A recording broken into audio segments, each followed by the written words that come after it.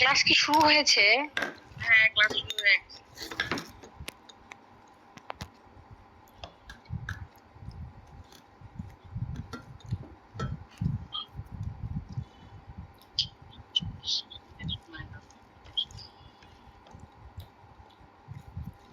আচ্ছা, আজকে আমাদের সাজেশন বলতেছি, মানে হচ্ছে ফাইনাল সাজেশন হবে, সাজেশন ক্লাস হবে দেওয়ানি কার্যবিধি নিয়ে। ঠিক আছে?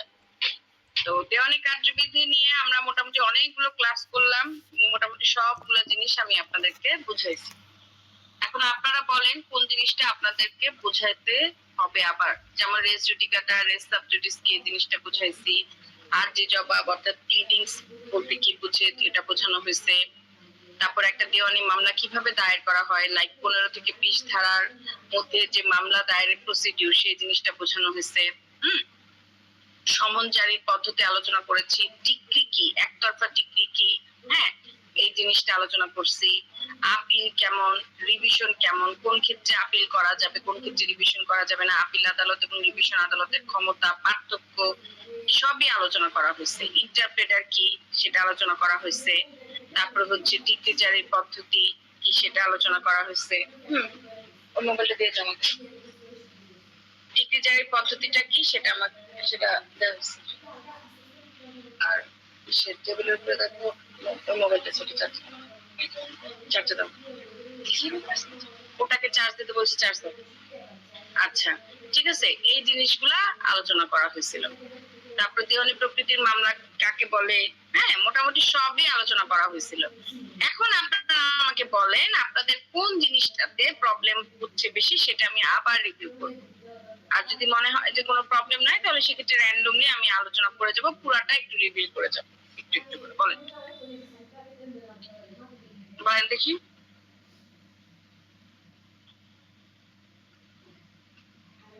বলেন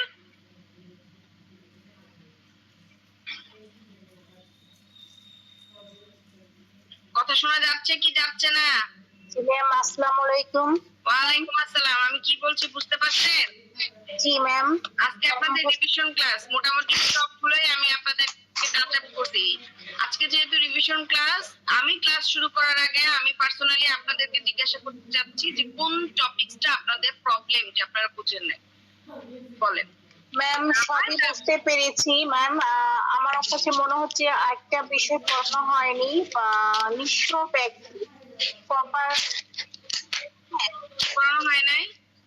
না ম্যাম, এটা আমি 12টা ক্লাসে চেক দিলাম, আপনার যে ভিডিও গুলো চেক দিলাম ম্যাডাম, এটা আসে নাই। হ্যাঁ কোনটা কোনটা বলেন? নিঃস্ব ব্যক্তি। নিঃস্ব ব্যক্তি, জি ম্যাম, ওইটা আমি দেখতে পাই। কত নাম্বার প্রশ্ন? নিঃস্ব ব্যক্তি, হ্যাঁ নিঃস্ব ব্যক্তি মানে হচ্ছে এমন ব্যক্তি যার কাছে 5,000 টাকার নিচে যদি কোনো সম্পত্তি থাকে তাহলে তাকে আমি নিঃস্ব ব্যক্তি বলবো। অর্থাৎ আপনার কাছে আপনার যে মানে সোজা কথা নিঃস্ব ব্যক্তি বা দেউলিয়া যাকে বলা হয়, ঠিক আছে, মানে এটা হচ্ছে আপনার এমন ব্যক্তি যার কাছে তার পরিধানের যে কাপড়, হ্যাঁ সেই পরিধানের কাপড় এবং 5,000 টাকা ছাড়া আর কোনো টাকা পয়সা সহায় সম্পত্তি কিচ্ছু নাই, এই ধরনের ব্যক্তিকে আমরা মূলত নিঃস্ব ব্যক্তি বা দেউলিয়া বলে বিবেচনা করব, এবং ইংরেজিতে যেটাকে বলা হয় পপেট ব্যক্তি। ঠিক আছে? আচ্ছা এখন প্রশ্নটা কোথায় আমাকে একটু বলবেন প্লিজ, আমি প্রশ্নটা খুঁজে পাচ্ছি না, আমার এখানে সিলেবাসে আমি দেখতেছি না। নাম্বারটা বলেন তাহলে ওইভাবে আমি বুঝিয়ে বলতে পারবো। জি ম্যাম, আমি একটু দেখিনি, এটা আসলে একটা প্রশ্ন থেকে বলছি ম্যাম। আমি তো এখানে কোথাও দেখতেছি না নিঃস্ব ব্যক্তি বিষয়ে কোনো আলোচনা, তো আমি দেখতেছি না। কোথায়?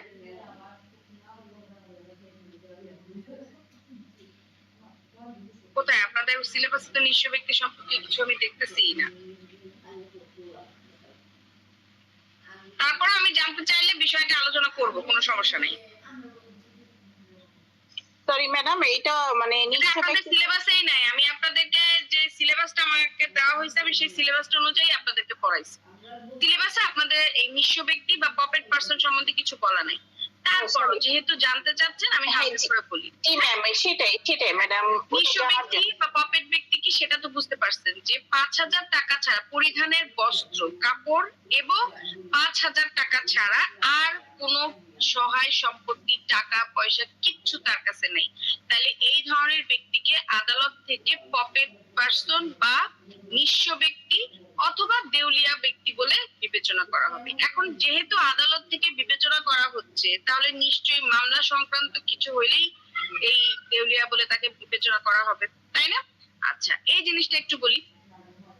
ধরেন একটা মানুষকে একেবারে সহায় সম্বলহীন করে দিলেন আপনি। তার যে ভিটা মাটি, সেই ভিটা মাটিটুকু ছাড়া তার কাছে আর কিচ্ছু নাই। হ্যাঁ, এখন তার তো ওই ভিটা মাটিটা থেকেও আপনি তাকে উচ্ছেদ করে দিচ্ছেন, তাহলে এই মানুষটা কোথায় যাবে? রাস্তা ছাড়া তার আর কোনো ওয়ে নেই, ঠিক আছে?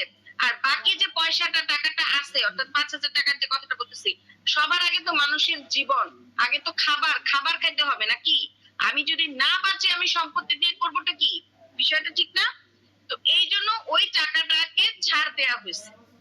আর একটা কোর্ট মানে মামলা করবেন, কোর্ট ফি তো ৫,০০০ টাকা হবে না, তাই না? মিনিমাম আপনার জায়গার মূল্য যদি ২০ লাখ টাকা নাও হয়, ধরলাম আমি ১ লাখ টাকা বা ১০ লাখ টাকা, ৫ লাখ টাকাই ধরলাম আমি আপনার জায়গার মূল্য, তারপর তো সেখানে আপনার ওই কোর্ট ফিটা আপনার ওইভাবে আসে না, আরো বেশি আসে, তাই না?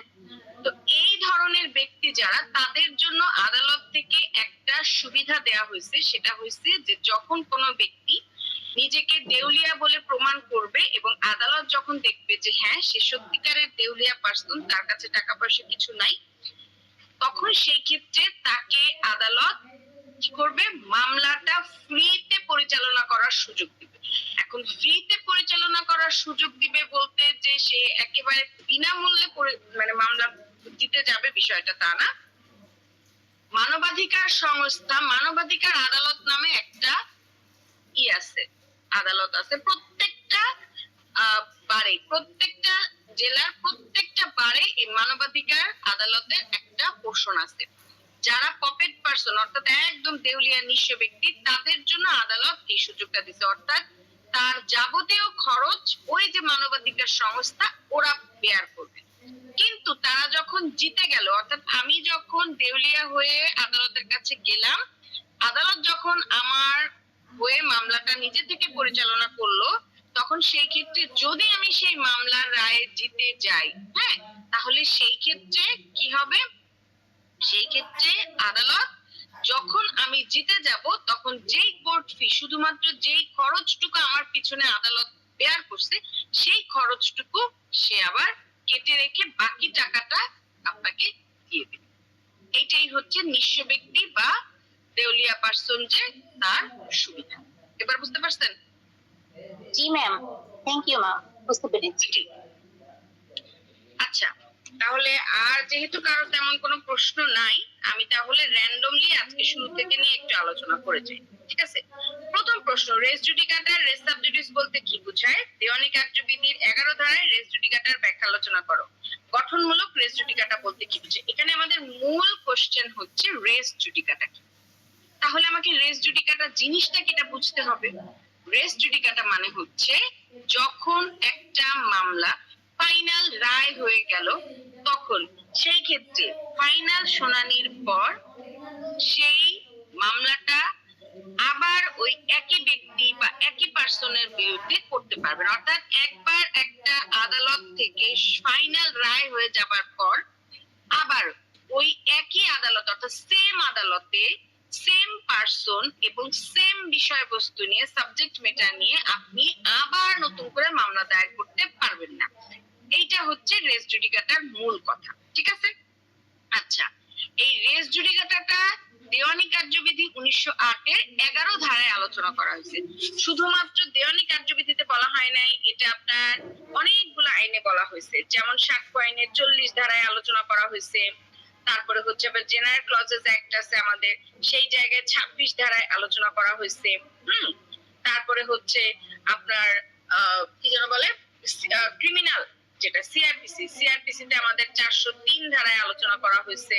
তারপরে হচ্ছে সংবিধানের আপনার ৩৫-এর ২ অনুচ্ছেদে আলোচনা করা হয়েছে। হ্যাঁ, মোটামুটি অনেকগুলো আইনে এই রেস জুডিকাটা সম্পর্কে বলা হয়েছে। রেস জুডিকাটা মানে হচ্ছে একটা প্রতিবন্ধকতা বা বাদ।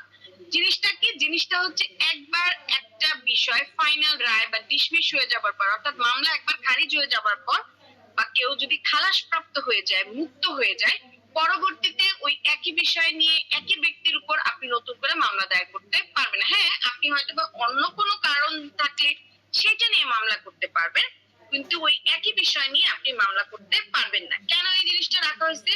কারণ বারবার যদি মামলা করা হয় সেম ম্যাটার নিয়ে, তাহলে সেই ক্ষেত্রে আদালতের জন্য যেমন এটা আপনার বিচার ব্যবস্থায় একটা কন্ট্রাডিক্টরি ফেলতেছে, ঠিক তেমনি ভাবে উভয় পার্টিও কিন্তু একটা হ্যারাসমেন্ট, বারবারই একই বিষয় নিয়ে একটা হ্যারাসমেন্টের শিকার হচ্ছে।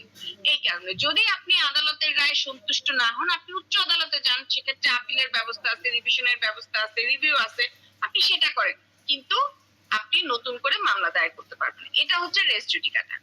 আর রেস সাবজুডিস হচ্ছে দেওয়ানি কার্যবিধি 1908 এর 10 ধারায় বলা হয়েছে। এই রেস জুডিকাটার বিষয় হচ্ছে একটা মামলা একটা আদালতে বিচারাধীন থাকা অবস্থায় ওই একই বিষয় নিয়ে আপনি অন্য আরেকটা আদালতে মামলা করতে পারবেন না। মানে রেস জুডিকাটাটা ছিল মামলাটা শুনানি হয়ে গেছে, ডিসমিস, খারিজ, একটা খারিজকৃত মামলা আপনি আবার আরেকটা আদালতে মানে ওই সেম আদালতে করতে পারবেন না। আর রেস সাবজুডিস হচ্ছে অলরেডি চলমান অবস্থায় আছে মামলা, সেইটা আবার অন্য আদালতে করতে পারবেন না। ঠিক আছে? লাইক গাজীপুরে আপনার একটা মামলা চলমান অবস্থায় আছে, ওই একই বিষয়বস্তু নিয়ে আপনি ঢাকায় গিয়ে মামলা করতে পারবেন না। এইটা হচ্ছে ব্যাপার। আচ্ছা, এটা 10 ধারায় আলোচনা করা হয়েছে, বুঝতে পারছেন? তাহলে রেস জুডিকাটা আর রেস সাবজুডিস বিষয়টা কি ক্লিয়ার?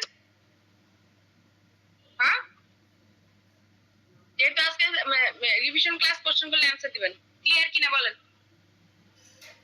জি ম্যাম, ক্লিয়ার। আচ্ছা, এর পরের প্রশ্নটা কি? আরজি বা জবাব। আরজি বা জবাবের মধ্যে পার্থক্য, এর ইংরেজি প্রতিশব্দ হচ্ছে প্লিডিংস। ঠিক আছে? আরজি বা জবাব বা প্লিডিংস। আচ্ছা, প্লিডিংস মানেটা কি? প্লিডিংস মানে হচ্ছে আপনার আরজি বা জবাব। আচ্ছা, বাদীর পক্ষে আরজি, বিবাদের পক্ষে লিখিত জবাব, এটাই হচ্ছে মূল বিষয়। ঠিক আছে? আচ্ছা, কি জিনিসটা? দেখেন, আমি যখন একটা মামলা দায়ের করব, তখন সেই ক্ষেত্রে আমাকে আদালতের কাছে তাকে দরখাস্ত করতে হবে। দরখাস্ত না করলে তো আমি মামলা করতে পারবো না, তাই না? আচ্ছা,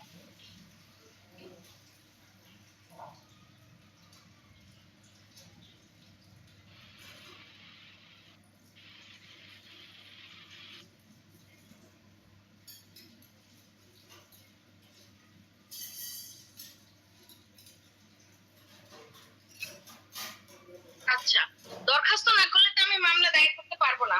মানে আমার যে প্রতিকারটা, আমি যে বিষয়টা চাচ্ছি আদালতের কাছ থেকে, যে রেমিডিটা, যে প্রতিকারটা আমি চাচ্ছি, সেটা তো আদালতকে জানাইতে হবে, তাই না? এইটার জন্য আপনার আর্জির ব্যবস্থা করা হয়েছে, অর্থাৎ বাদীর ক্ষেত্রে আর্জি আর বিবাদ ক্ষেত্রে হচ্ছে লিখিত জবাব, বা যেটাকে বলা হয় ইংরেজিতে রিটেন স্টেটমেন্ট। ঠিক আছে? আচ্ছা, এই রিটেন স্টেটমেন্টটা কি? রিটেন স্টেটমেন্ট মানে হচ্ছে এই যে বাদী আমার বিরুদ্ধে যে আপনার দাবি দাওয়া চাইলো, যে মানে অভিযোগ দায়ের করলো, অর্থাৎ আর্জির মাধ্যমে আপনি বিবাদীর বিরুদ্ধে অভিযোগ করবেন এবং এই অভিযোগের ফুল বিবরণ দেওয়ার পরবর্তীতে আপনি কি প্রতিকার চাচ্ছেন আদালতের কাছ থেকে সেটা বর্ণনা করবেন। তাহলে এই যে বিবাদী আমার বিরুদ্ধে আর মানে অভিযোগটা দায়ের করলো, এই অভিযোগের সত্যতা কতটুকু আছে, আসলে কি তার কথা যুক্তি আছে কি নাই, আমি এটার যে জবাবটা পেশ করব আদালতে, এইটা হচ্ছে রিটেন স্টেটমেন্ট। তার মানে হচ্ছে আদালত শুধু মাত্র এক পক্ষের কথা শুনে, এক পক্ষের বক্তব্য শুনে কখনো রায় প্রদান করবে না। আদালত দুই পক্ষকে সমান সুযোগ দিবে। বাদীকে যেমন সুযোগ দিছে তার অভিযোগের দায়ের করার, ঠিক তেমনি ভাবে লিখিত জবাবের মাধ্যমে আপনার সুযোগ দেয়া হবে কি, যাতে সে আপনার কি করে, নির্দিষ্টভাবে আপনার আদালতের কাছে উপস্থিত হয়। মানে রিটেন স্টেটমেন্টের মাধ্যমে সে যাতে তার বক্তব্যগুলো উপস্থাপন করে, এটাই হচ্ছে মূল বক্তব্য। বুঝাতে পারছি আমি? হ্যাঁ। আর এই তো দুইটাকে একত্রিত করে বলা হচ্ছে আমার, এই দুইটাকে আমার একত্রিত করে বলা হয় কি প্লিডিংস। ঠিক আছে, এই দুইটাকে একত্রিত করে বলা হচ্ছে প্লিডিংস। জি ম্যাম।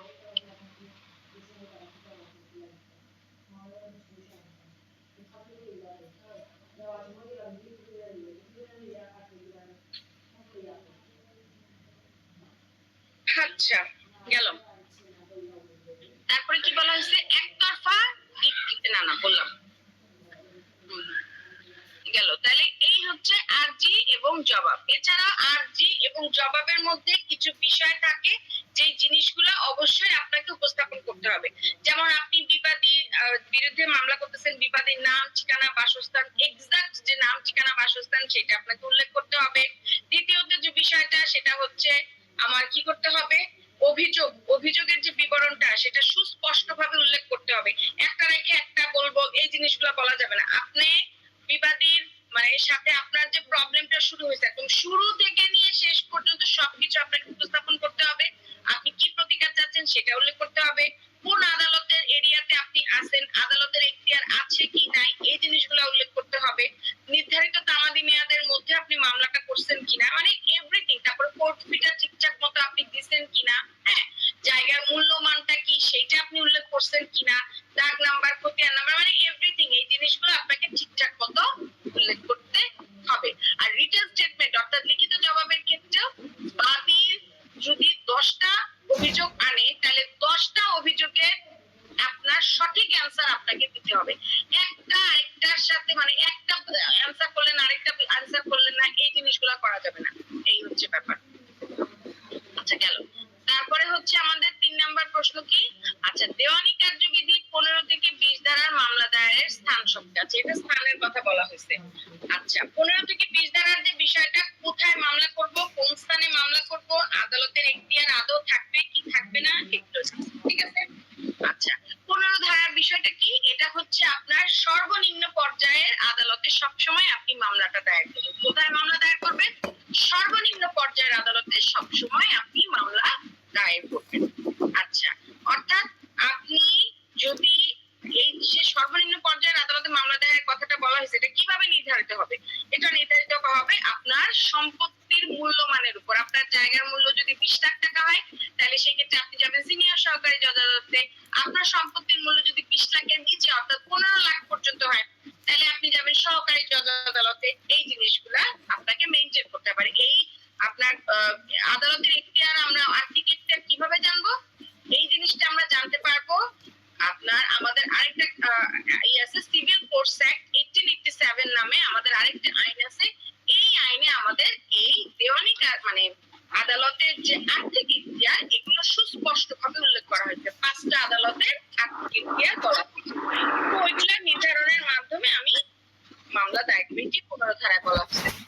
তারপর 16 এবং 17 এই দুইটা ধারায় কি বলা হয়েছে, 16 ধারায় বলা হয়েছে মামলার বিষয়বস্তু যেখানে অবস্থিত আপনাকে সেই জায়গাটাতেই মামলা দায়ের করতে হবে। এখন মামলার বিষয়বস্তু বলতে কি বোঝাচ্ছি আমি, অর্থাৎ যেহেতু দেওয়ানি মামলা, তাহলে দেওয়ানি মামলা মানেই আমরা বুঝতে গিয়েছি কি এটা মোস্ট অফ দ্য টাইম স্থাবর সম্পত্তি সংক্রান্ত। ঠিক আছে, তাহলে আপনার স্থাবর সম্পত্তিটা কোন জায়গায় অবস্থিত, এখন আপনার জায়গা ধরেন গাজীপুরে অবস্থিত। এখন আপনি যদি যে ঢাকায় মামলা করেন তাহলে তো হইল না।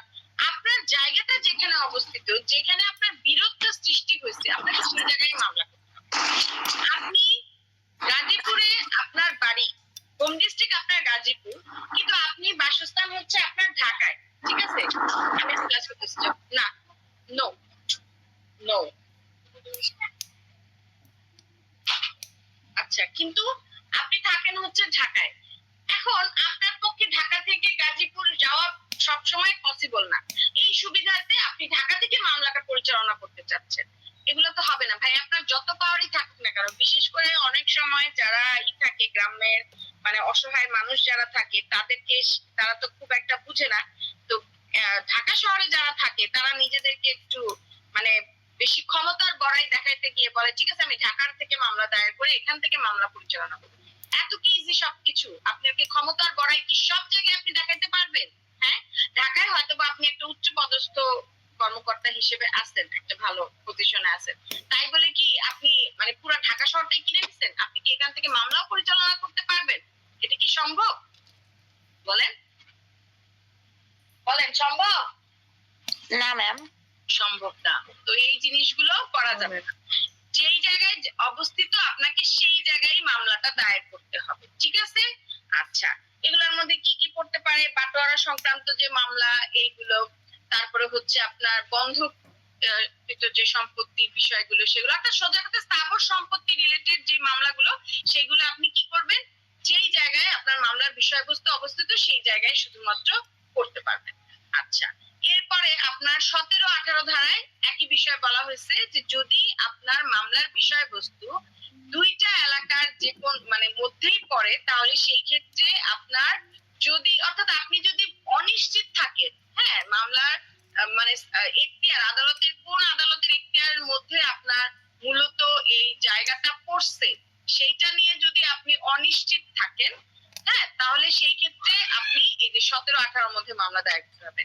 আচ্ছা, 17 ধারাটা হচ্ছে যে ক্ষেত্রে আপনি নিশ্চিত যে আপনার জায়গাটা আপনার গাজীপুর এবং ঢাকার মাঝামাঝি পড়ছে, সেই ক্ষেত্রে দুইটা আদালতের যে কোনো একটা আদালতে করতে পারবেন। আর 18 হচ্ছে যে ক্ষেত্রে আপনি অনিশ্চিত, অনিশ্চিত মানে হচ্ছে কি আপনার ঢাকা এবং গাজীপুরের সীমানা জুড়ে হচ্ছে আপনার জায়গাটা, কিন্তু দাগ নাম্বার কোনটা যে আপনার জায়গা এটা আপনি বুঝতে পারতেছেন না, কিন্তু আপনি এতটুকু আপনার দলিল আপনার কাছে আছে, কিন্তু দলিলের দাগ নাম্বারটা উল্লেখ করা নাই, বাট আপনি 100% শিওর যে আমার জায়গাটা এই সীমানা বরাবরই আছে, কিন্তু দাগ নাম্বার কোনটা এইটা আপনি বুঝতে পারতেছেন না, সেই ক্ষেত্রেও আপনি দুই আদালতের যে কোনো একটা আদালতেই করতে পারবেন, কিন্তু 18 ধারার আন্ডারে। এটি হচ্ছে 17-18 ধারার মূল বিষয়। 19-এ কি বলছে? 19-এ বলছে আপনার অস্থাবর সম্পত্তি সংক্রান্ত বিষয়, অর্থাৎ অস্থাবর সম্পত্তি সংক্রান্ত মানে হচ্ছে আপনার যেখানে ঘটনা ঘটবে সেই জায়গায় আপনি মামলাটা দায়ের করবেন, বিবাদী যেখানে বসবাস করে বা বিবাদীর যে বাসস্থান সেই জায়গায়। ধরেন আপনার ইসে গাজীপুর থেকে আপনি হয়তোবা আপনার প্রবলেম শুরু হয়েছে, মানে গাজীপুরে থাকা অবস্থায় আপনার সাথে আমার শত্রুতার সৃষ্টি হয়েছে, ঠিক আছে? এই শত্রুতার জের ধরে হয়তোবা আপনাকে আমি ঢাকায় এসে খুন করলাম, তাহলে সেই ক্ষেত্রে কজ অফ অ্যাকশনটা যেখানে অ্যারাইজ হয়েছে, দেখেন এখানে ঢাকায় আমার মৃত্যু হয়েছে, ঠিক আছে, কিন্তু কজ অফ অ্যাকশন সূত্রপাত, ঘটনার সূত্রপাতটা কোত্থেকে হয়েছে? গাজীপুর থেকে হয়েছে।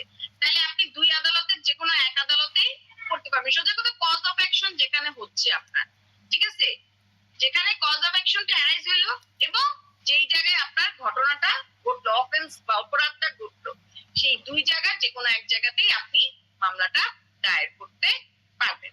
এবং এই 19 ধারাটা সাধারণত আপনার সরি 19 ধারাটা সাধারণত আপনার ওই যে মানে সম্পত্তি ধরেন হস্তান্তর, ট্রান্সফার এইসবের ক্ষেত্রে প্রযোজ্য হয়, আর হচ্ছে আপনার আপনার পারিবারিক যে মামলাগুলা, ঠিক আছে, পারিবারিক মামলাগুলো ধরেন আমার শ্বশুর বাড়ি হচ্ছে গাজীপুর কিন্তু আমার বাপের বাড়ি হচ্ছে ঢাকায়, ঠিক আছে, এখন আমার শ্বশুর বাড়ি গাজীপুর জন্য শুধুমাত্র আমাকে মামলা করতে হলে আমি গাজীপুরে যাই আমাকে মামলা করতে হবে বিষয়টা তা না, আমি চাইলে ঢাকা থেকেও মামলা দায়ের করতে পারবো, কোনো সমস্যা হবে না। আবার আমার হাজবেন্ড এবং আমার শ্বশুর বাড়ির লোকজন ধরেন ঢাকায় তারা থাকে, কিন্তু তাদের পৈতৃক ভিটা হচ্ছে গাজীপুরে, ঠিক আছে, হয়তো ঢাকায় তারা ভাড়া হিসেবে থাকে, তাহলে এখানেও আমি চাইলে তার বিরুদ্ধে মামলা দায়ের করতে পারবো। এই জিনিসটা মানে অর্থাৎ পারিবারিক বিষয় সংক্রান্ত যে বিষয়গুলো হবে সেক্ষেত্রে মেয়ে যে জায়গায় থাকবে, মেয়ের যে বাসস্থান বা মেয়ের জন্য সুবিধাজনক হবে এমন জায়গা থেকেই আপনি মামলা দায়ের করতে পারবেন, কোনো বাধা নাই। এটা হচ্ছে 19 ধারার বিষয়। তো এই হচ্ছে মূলত আমাদের 15 থেকে 20 ধারার বিষয়টা। আর 20 ধারাও সেম একই জিনিস বলছে, মানে এইগুলা ছাড়া অন্যান্য ক্ষেত্রে যে ক্ষেত্রে বিবাদের বাসস্থান অবস্থিত সেক্ষেত্রে হবে। আজ আদেশে আমাদের সমন জারির পদ্ধতি সম্পর্কে আলোচনা করেছে, এখন আমাদেরকে জানতে হবে সমনটা কি। সমন মানে হচ্ছে এই যে আমি বাদীর বিরুদ্ধে মামলা দায়ের করলাম আরজি দাখিলের মাধ্যমে, এখন বাদীকে তো মানে বাদী হয়ে আমি যখন বিবাদীর বিরুদ্ধে মামলা দায়ের করলাম আরজি দাখিলের মাধ্যমে, আমাকে তো বিবাদীকে জানাইতে হবে কি এটা, আমাকে তো বিবাদীকে জানাইতে হবে বিষয়টা, তাই না? হ্যাঁ, জি জি ম্যাম। এখন বিবাদীকে জানাবো কিভাবে? বিবাদীকে জানানোর যে বিষয়টা সেটাই হচ্ছে আমার সমন জারি। ঠিক আছে, সমন জারির মাধ্যমে 2 মিনিট প্লিজ।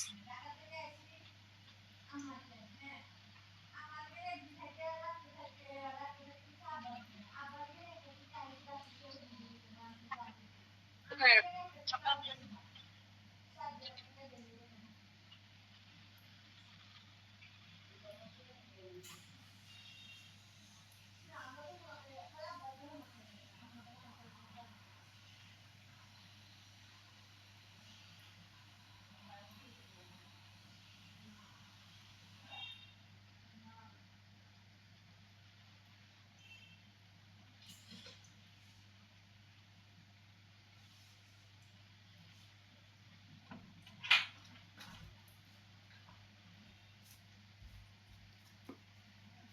হুম, আচ্ছা।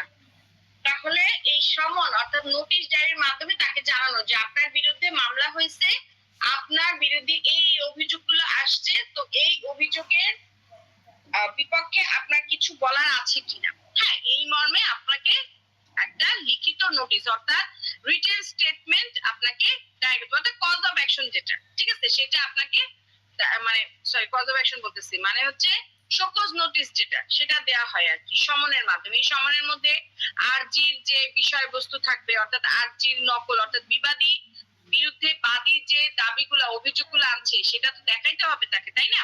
এই আরজির নকল সহকারে সবকিছু দিয়ে তাকে পাঠানো হয়। এই সমনটা কিভাবে পাঠানো হয় সেই জিনিসটাই 5 আদেশে বলা হয়েছে। 5 আদেশে মানে অনেক বড় একটা বিষয়, মানে অনেক এই আদেশের মধ্যে অনেকগুলা বিধি আছে, আমি জাস্ট সামারি করে অল্প একটু বলে দিচ্ছি কারণ আপনাদের এগুলো আমি পড়াইছি। প্রথমত, যেই দিন আমি মামলা দায়ের করলাম বাদী হয়ে সেই দিন থেকে আগামী 5 কার্য দিবসের মধ্যে সমনটা জারি করতে হবে, ঠিক আছে? যদি 5 কার্য দিবসের মধ্যে সমন জারি না হয় তাহলে ওই অফিসারের বিরুদ্ধে আপনার কি করা হবে? অসদাচরণের জন্য আপনাকে কি করা হবে? তাকে কি বলে এটাকে, অসদাচরণের অভিযোগে তাকে অভিযুক্ত করা হবে। আচ্ছা, গেল বিষয়টা। এরপরে আপনার এই যে নোটিশটা পাঠানো হবে, সমনটা কিভাবে পাঠানো হবে? ডাক বা কুরিয়ার যোগে পাঠানো হবে। যদি আপনার আদালতের এখতিয়ারের মধ্যেই থেকে থাকে বিবাদী, তাহলে সেই ক্ষেত্রে তো আপনার ওই ডাক আর কুরিয়ারের দরকার হচ্ছে না, বাই পার্সন চলে যাবে। কিন্তু যদি সেটা দূরে হয়ে থাকে অর্থাৎ আদালতের এখতিয়ারের বাইরে যদি হয়ে থাকে তাহলে সেক্ষেত্রে ডাক বা কুরিয়ার যোগে যাবে। এবং কুরিয়ার, কোন কুরিয়ার গুলো? শুধুমাত্র যেগুলো আদালতের মাধ্যমে লিস্টেড, শুধুমাত্র ওই কুরিয়ার গুলাই যাইতে পারবে, অন্য কুরিয়ার যাইতে পারবে না। আর ওই কুরিয়ার গুলো অবশ্যই কি করবে? আপনার কি বলে এটাকে, ওই কুরিয়ার গুলো অবশ্যই আপনার এই 30 দিনের মধ্যে আপনার এই মানে বিবাদী বরাবর সমনটা পাঠাবে। যদি 30 দিনের মধ্যে সমনটা না পাঠায় তাহলে সেই ক্ষেত্রে কি হবে? 30 দিনের মধ্যে যদি সমনটা না পাঠানো হয় তাহলে সেই ক্ষেত্রে তাকে কি করা হবে? ওই তালিকা থেকে তার নামটা বাদ দিয়ে দেওয়া হবে। গেল। এরপরে হচ্ছে আপনার যদি মনে করেন যে বিবাদীকে কোথাও খুঁজে না পাওয়া যায় তখন কি হবে? বিবাদীকে খুঁজে না পাওয়া গেলে তার যে পরিবারের যে সদস্য, প্রাপ্তবয়স্ক যে সদস্য, সেই সদস্যের কাছে এটা দিয়ে আসতে হবে। যদি সেটাও না পাওয়া যায় তাহলে সেই ক্ষেত্রে তার যে মানে কর্মস্থল, হ্যাঁ, অথবা তার যে ম্যানেজার বা প্রতিনিধি তার কাছে সমনটা দিয়ে আসতে হবে। সেটাও যদি সম্ভব না হয় তাহলে সেই ক্ষেত্রে বিবাদীর বাসস্থানের সামনে অথবা তার যে কর্মস্থল সেই জায়গায় অথবা প্রকাশ্য কোন স্থানে অর্থাৎ তার এলাকার যে প্রকাশ্য স্থান, যে এলাকায় সে থাকে তাকে সবাই চিনে, ওই প্রকাশ্য একটা স্থানে তার নামে যে নোটিশটা আসছে সমনের নোটিশটা এটা জানাই দিয়ে আসতে হবে যাতে সবাই জানতে পারে এবং বিবাদী পর্যন্ত খবরটা যায়। এই হচ্ছে ব্যাপার। আচ্ছা, আবার যদি মনে করেন যে সে যদি মনে করে সেনাবাহিনীর কোনো কর্মকর্তা হয়ে থাকে তাহলে সেক্ষেত্রে তার যে কমান্ডিং অফিসার অর্থাৎ প্রধান, জেনারেল প্রধান যে, হ্যাঁ, তার বরাবর এই জিনিসটা অর্থাৎ সমনটা পাঠানো হবে। যদি সে সরকারি কোনো কর্মকর্তা হয় বা রেলওয়ে জেনারেল অফিসার হয় তাহলে সেক্ষেত্রে তার যে মানে মানে অফিসার, হ্যাঁ, তার উপরে যে তার যে প্রধান, তার যে বস, সেই বস বরাবর এই জিনিসটা যাবে। সেক্ষেত্রে দুইটা কপি যাবে, একটা তার কাছে যাবে আর একটা তার অফিসের যে প্রধান, সেই প্রধানের কাছে যাবে। ঠিক আছে? আচ্ছা, আর যদি মনে করেন যে সে দেশের বাইরে থেকে থাকে তাহলে ফ্যাক্স বা ইমেলের মাধ্যমে পাঠানো হবে। আর যদি মনে করেন যে, আচ্ছা এখানে একটা কথা আছে, যদি তার পরিবারের লোকজন বাংলাদেশে থেকে থাকে তাহলে সেই ক্ষেত্রে আপনার তার পরিবারের লোকজনের কাছে যাবে। কিন্তু এমন যদি হয় যে বাংলাদেশে কেউ নাই, তার কোনো পরিবারও নাই, কেউ নাই, তখন সেই ক্ষেত্রে এটা ফ্যাক্স বা ইমেলের মাধ্যমে তার কাছে পাঠানো হবে। ওকে, এরপরে কি? এরপরে হচ্ছে আপনার যদি মনে করেন সে রাষ্ট্রের একজন গুরুত্বপূর্ণ ব্যক্তি হয়ে থাকে তাহলে তাকে তো সরাসরি সমন দেওয়া যাবে না, তাকে অনুরোধ পত্র দেওয়া হবে যে আপনার নামে এরকম অভিযোগ আসছে, আপনি আদালতে এসে উপস্থিত হলে ভালো হয়, এরকম আর কি বিষয়টা। ঠিক আছে, এই হচ্ছে সমনের প্রসিডিউর। আর যতগুলো সমনের প্রসিডিউর বললাম, হ্যাঁ, এই সবগুলোর মধ্যে যে কোনো একটা ঠিকঠাক মতো হইলেই আদালত ধরে নিবে যে সমনটা ঠিকঠাক মতো জারি হয়েছে। এই হচ্ছে ব্যাপার। বুঝতে পারছি? সমনটা বুঝতে পারছেন? হ্যাঁ ম্যাম। জি ম্যাম, এবার বুঝতে আসি পেরেছি। জি ম্যাম। একতরফা ডিক্রি। আচ্ছা, একতরফা ডিক্রি জিনিসটা কি?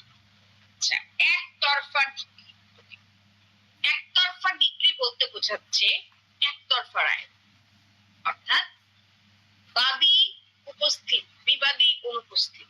ঠিক আছে, আমি বাদী হয়ে মামলা দায়ের করছি বিবাদীর বিরুদ্ধে, তাহলে বিবাদীকে উপস্থিত হতে হবে না? বিবাদীর কাছে সমন গেছে, বিবাদীর কাছে নোটিশ গেছে, হ্যাঁ, আপনাকে অমুক দিন উপস্থিত হতে হবে, সমন জারির মাধ্যমে তাকে বলছে যে আপনি লিখিত জবাব পেশ করেন, কিন্তু আদালতের কাছে বিবাদী কিছুই করেনি, বিবাদী উপস্থিতি হয়নি।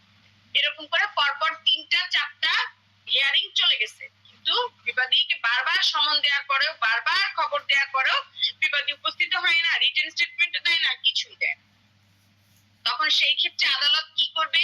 সেই ক্ষেত্রে আদালত ধরেই নিবে যে যেহেতু বিবাদী উপস্থিত হচ্ছে না এবং কোনো রিটেন স্টেটমেন্ট বা লিখিত জবাবও পেশ করতেছে না, তার মানে বাদী যে বিবাদীর বিরুদ্ধে অভিযোগ আনছে সমস্ত অভিযোগ সত্য, ঠিক আছে, এবং প্রমাণিত।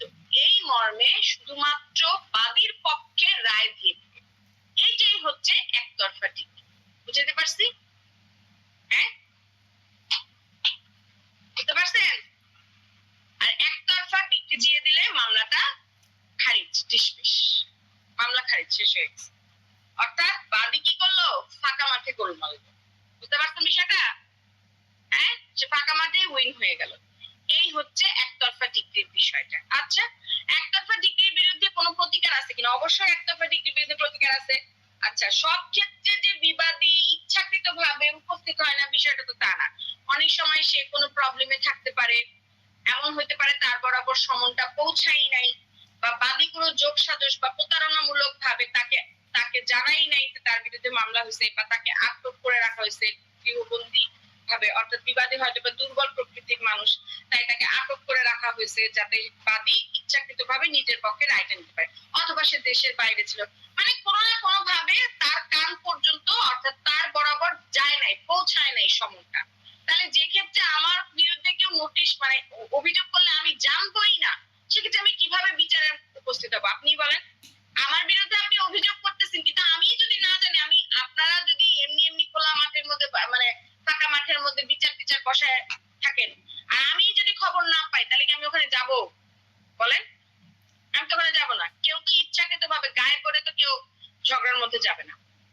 তো এরকম যদি সিচুয়েশন হয় এবং বিবাদী যদি সেটা আদালতের কাছে প্রমাণ করতে পারে যে আমার সাথে এরকম এরকম সিচুয়েশন হয়েছিল যার কারণে আমি হিয়ারিং এর দিন উপস্থিত হতে পারিনি, এবং সে যদি উপযুক্ত সাক্ষ্য প্রমাণ দেখাইতে পারে, তাহলে সেই ক্ষেত্রে অবশ্যই তার প্রতিকার আছে। সেটা কি? সে হয় আপিল করতে পারবে, অথবা সে নতুন করে আবার মোকদ্দমা দায়ের করতে পারবে। বুঝতে পারছেন? অর্থাৎ এটাকে বলা হয় স্থায়ী মোকদ্দমা। বুঝতে পারছেন? অর্থাৎ মোকদ্দমাটাকে রিওপেন করা, যেটাকে বলা হচ্ছে। বুঝতে পারছি? হ্যাঁ, জি ম্যাম। ম্যাম, এটা কি ছানি মোকদ্দমা নাকি বলেন ম্যাম? সরি। হ্যাঁ হ্যাঁ, সানি মোকদ্দমা, মানে ওই মামলাটাকেই আপনি রিওপেন করলেন আর কি। ঠিক আছে, ও, ওই মামলাটাকে রিওপেন করলেন, এইটা। বুঝছেন? ঠিক আছে ম্যাম। আচ্ছা, এই হচ্ছে ব্যাপার। আচ্ছা, এরপরে হচ্ছে আপিল এবং রিভিশন কি। আচ্ছা, আপিল এবং রিভিশন কি এটা অলরেডি পড়াইতে পড়াইতে আমি শেষ। আপনারাই বলেন ম্যাম রিভিশন। ম্যাম আমার একটা প্রশ্ন ছিল ম্যাম, সেটা হচ্ছে ওই যে একতরফা ডিগ্রি তো কত রকমের মানে কত প্রকার প্রতিকার আছে ম্যাম, প্লিজ যদি আপিল, একটু রিভিশন, রিভিউ 3 ধরনের প্রতিকার আছে। ঠিক আছে? এই 3টা প্রতিকার। হ্যাঁ, এবং 3টা প্রতিকার একই জিনিস। আপনি যখন সন্তুষ্ট না তখন সেই ক্ষেত্রে আবার নতুন করে পুনরীক্ষণ অর্থাৎ রিভিশন করা। আমরা ছোট বাচ্চাদেরকে বলি না পরীক্ষা লেখার পরে ভালো করে রিভিশন দিবা, কোনো ভুল আছে কিনা, বলি না? জি ওইরকম। ম্যাম। ঠিক আছে? নিম্ন আদালতের রায়ে আপনি সন্তুষ্ট না, উচ্চ আদালতের কাছে পাঠাইলেন। উচ্চ আদালত ওই জিনিসটাকে রিভিল করলো, সুন্দরভাবে ই করলো, অর্থাৎ পুনরায় নতুন করে সবকিছু আবার শুরু থেকে শেষ পর্যন্ত দেখবে। ঠিক আছে? এটাই হচ্ছে আপিল আর রিভিশনের কথা। জি ম্যাম, থ্যাংক ইউ। আপিল আর রিভিশন করার ক্ষমতা হচ্ছে আপনার হাইকোর্ট এবং জেলা জজ আদালতের, এই 2 আদালতের আছে। ঠিক আছে? আর রিভিউ হচ্ছে আপনার সেম আদালতে। ধরেন আপনার মামলাটা যদি সরকারি জজ আদালতে হয় তাহলে সেক্ষেত্রে আপনি সরকারি জজ আদালতেই করবেন, আপনি সেক্ষেত্রে জেলা জজে যাইতে পারতেছেন। এই হচ্ছে ব্যাপার। রিভিউর সুবিধা হচ্ছে এইটাই, আপনি যখন একদম মানে আর কোনো ওয়ে নাই আপনার, সেক্ষেত্রে আপনি রিভিউ করতে পারবেন, মানে সেম আদালতে আপনাকে উচ্চ আদালতে চাইতে হইতেছে না। এই ক্ষেত্রে আপনার নতুন করে কাগজপত্র, মামলার নথিপত্র চাইতে হচ্ছে না, কিছুই করতে হচ্ছে না। কিন্তু আপনি যখন অন্য একটা আদালতে যাবেন, হাইকোর্টে যান, জেলা জজে যান, আপনার সেক্ষেত্রে এই নিম্ন আদালতে যে রায় হলো সেই রায়ের নথিপত্র, কাগজ, মামলার রায় দিল সেই রায়ের কাগজপত্র, মামলার নকল, সাক্ষ্য প্রমাণ যা যা ছিল সবকিছু আপনাকে তুলে নিয়ে আবার নতুন করে আপনাকে দরখাস্ত দেয়। রিভিউতে আপনার সেই ঝামেলাটা নাই। এই হচ্ছে ব্যাপার, বুঝছেন? জি ম্যাম, বুঝতে পেরেছি, থ্যাংক ইউ ম্যাম।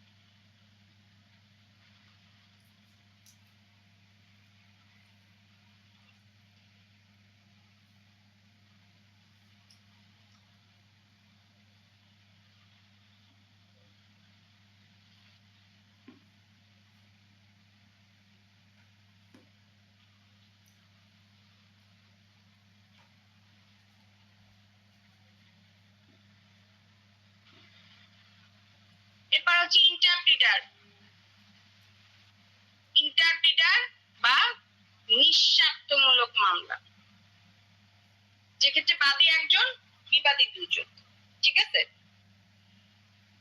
অর্থাৎ বাদী কোনো একটা জিনিস খুঁজে পাবে এবং বিবাদী এক্ষেত্রে 2টা মামলা করতে পারবে, তখন সেই ক্ষেত্রে আপনার কি করা হবে? এই ক্ষেত্রে আপনি যখন এমন একটা সিচুয়েশন দাঁড়াবে যে 2জন মানে একটা সম্পত্তির জন্য 2জন ব্যক্তি এসে দাবি করতেছে, তখন সেই ক্ষেত্রে এক্সাক্ট যে আপনার পজিশনটা, সেই এক্সাক্ট পার্সনকে খুঁজে বের করার জন্য, হ্যাঁ, বিবাদী যে মামলাটা দায়ের করলো এটাই হচ্ছে আমার ইন্টারপ্রিটার মোকদ্দমা। অর্থাৎ এই ক্ষেত্রে বিবাদীর কোনো ধরন অর্থাৎ বাদীর কোনো ধরনের স্বার্থ নাই, ঠিক আছে? নিঃস্বার্থ ব্যক্তি, তার কোনো ধরনের স্বার্থ নাই। শুধুমাত্র সে যে মামলাটা করলো, মামলাটার যে খরচটা, এবং সে যদি ওই প্রপার্টিটা আপনার মানে কোনো উন্নতি সাধন করে থাকে, হ্যাঁ, কোনো উন্নয়ন সাধন করে থাকে, তাহলে সেই উন্নয়ন সাধন করার পর যে মানে আপনার প্রফিটটা বের হবে, সেই প্রফিটটা তাকে দিয়ে দিতে হবে। আদারওয়াইজ অন্য কোনো দিকে তার আর কোনো কাজ নাই। এটাই হচ্ছে ব্যাপার, বুঝতে পারছি? জি ম্যাম। ওকে, স্থানীয় তদন্ত, স্থানীয় পরিদর্শনের জিনিসটা কি? স্থানীয় তদন্ত, স্থানীয় পরিদর্শন মানে হচ্ছে যে সার্ভে করে না, সার্ভে যায় না, আপনার জায়গা পরিদর্শন করে আসে, দাগ নাম্বার, হ্যাঁ, ধরেন বাটোয়ারার একটা মামলা ফর এক্সাম্পল, বাটোয়ারার মামলায় ধরেন আদালত থেকে আপনি রায় পাইছেন, ঠিক আছে? রায় পাওয়ার পরেই তো হয়ে গেল না, জায়গা মাপঝোপ করে ভাগ ভাগ করে দিয়ে আসবে না, হ্যাঁ? যা আদালত থেকে যে ইটা আসছে, রায়টা আসছে, সেই রায়ের উপর ভিত্তি করে আদালত থেকে লোক যাবে, লোক যায়া ওই জায়গায় দাঁড়াইয়া স্থানীয় লোকজনের সামনে, স্থানীয় লোকজন থাকবে এলাকার, এবং আপনার যারা যারা মামলাটা করছিল, মামলার যারা বাদী বিবাদী, তাদের সবাইকে উপস্থিত রেখে কি করবে, আপনার আদালত থেকে প্রদত্ত যে আপনার লোক, তারা কি করবে, এটাকে ভাগ বাটোয়ারা করে বুঝাই দিয়ে আসবে যে আপনার এই জায়গাটা, আপনার ওই জায়গাটা। এই যে বিষয়টা সার্ভে করা, এটাকে বলা হয় মূলত স্থানীয় পরিদর্শন। এটা যে শুধুমাত্র বাটোয়ারার ক্ষেত্রে বিষয়টা তা না, আরো অনেক বিষয়বস্তু আছে যে ক্ষেত্রে আমার স্থানীয় পরিদর্শন করা হয়। আর স্থানীয় তদন্তটা, স্থানীয় তদন্ত মানে হচ্ছে ধরেন এলাকার মধ্যে মারামারি হচ্ছে, এই জায়গাটা আমাদের, এই জায়গাটা নিয়ে বাদী বিবাদের মধ্যে মারামারি হচ্ছে, বাদী বলতেছে আমাকে এভাবে মারছে, ওভাবে মারছে, আমার এই ক্ষতিগ্রস্ত করছে, বিবাদী বলতেছে আমাকে এই করছে, সেই করছে, আমি এভাবে ক্ষতিগ্রস্ত। এখন এক্সাক্ট ঘটনাটা কি এটা আমরা কেউ বুঝতে পারছি, ঠিক আছে? এবং আদালত থেকে এমন ভাবে মানে এমন ভাবে বিষয়বস্তু প্রমাণ করা হচ্ছে যে কোনোটাই আপনার এক্সাক্ট যে বিষয়বস্তু, বিচার্য বিষয়, সেটার সাথে মিলতেছে। তখন সেই ক্ষেত্রে যখন কোর্ট থেকে লোক যাইয়া দেখে আসবে, অর্থাৎ স্থানীয় লোকজনের কাছে জিজ্ঞাসাবাদ করবে, তাদের মাধ্যমে যে আপনার কি বলে তথ্যগুলো পাবে, যেটা নাকি আপনার বিচার্য বিষয়ের সাথে ডিরেক্ট রিলেটেড, এইটাকে বলা হয় স্থানীয় তদন্ত। স্থানীয় তদন্তের বিষয়টা শুধুমাত্র কোর্ট করে না, এটা হচ্ছে আপনার পুলিশের মাধ্যমে করানো হয়, ঠিক আছে? এবং তারা যে রিপোর্টটা দেয় কোর্টে, এটাই হচ্ছে আমার স্থানীয় তদন্ত। আবার অনেক সময় আদালত থেকেও লোক পরিদর্শনে যায়, এই হচ্ছে ব্যাপার। আচ্ছা, আর হচ্ছে ডিক্টেজারের বিষয়টা একদিনে এতগুলা পড়ানো যায় না, কালকে বাকিটা দেখাই দিব না, মানে এর পরবর্তী ক্লাসে বাকিগুলো দেখাই দিব, রিভিশন ক্লাস, ঠিক আছে? হ্যাঁ জি ম্যাম, আপনার সুবিধা। এত কিছু এত বলতে গেলে মাথা ভুলে যায়। আচ্ছা ঠিক আছে, তাহলে আজকে এখানে শেষ করছি।